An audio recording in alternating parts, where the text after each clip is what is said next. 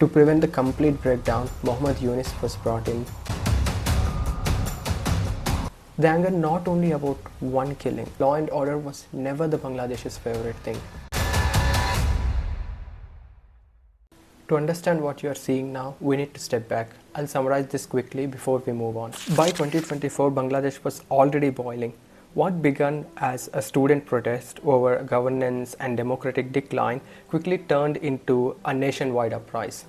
As the pressure mounted, the government led by Sheikh Hasina collapsed, ending one of the longest political eras of the country. Bangladesh demand reform in the controversial job quota system.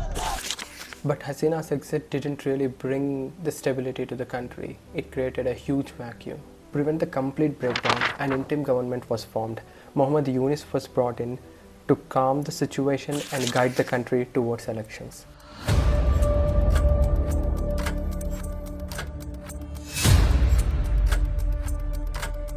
This is what unfolded over the past few months.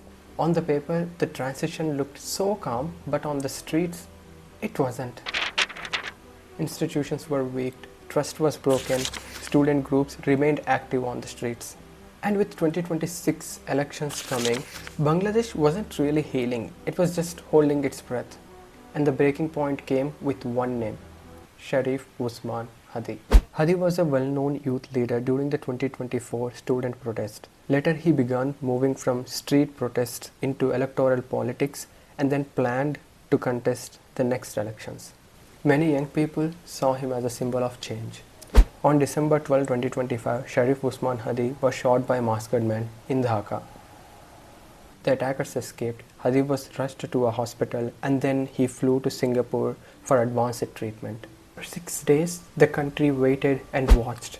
But on December 18th, Hadi died from his injuries. His death acted like a matchstick. Protests erupted almost immediately, first among students and then across the cities.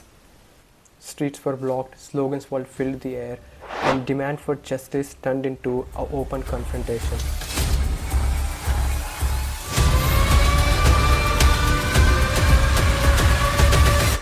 The anger was not only about one killing. It came from years of distress, fear, and problems that were never resolved. As crowd grew, control slipped.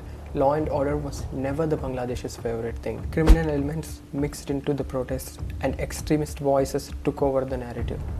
Media offices were attacked, public and private property was vandalized. What began as a political outrage transformed into widespread unrest.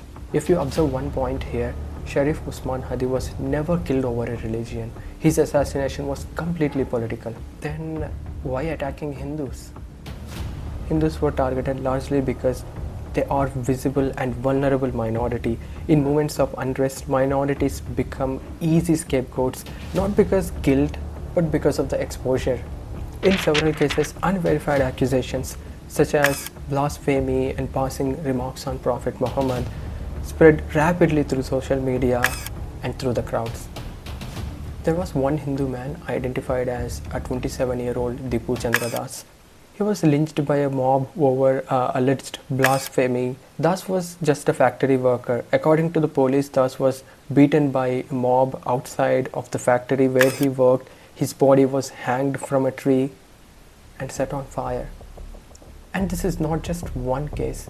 There are many. Amrit Mandal, Bajendra Biswas. And there is this one incident where a Hindu businessman was doused with petrol and set on fire, but survived with injuries. Minority homes were set on fire and their houses and shops were vandalized by mobs during this entire so-called protest. No rumor, no accusations, no mob has a right to take a life. What Hindus suffered during this entire protest was nothing short of a hell.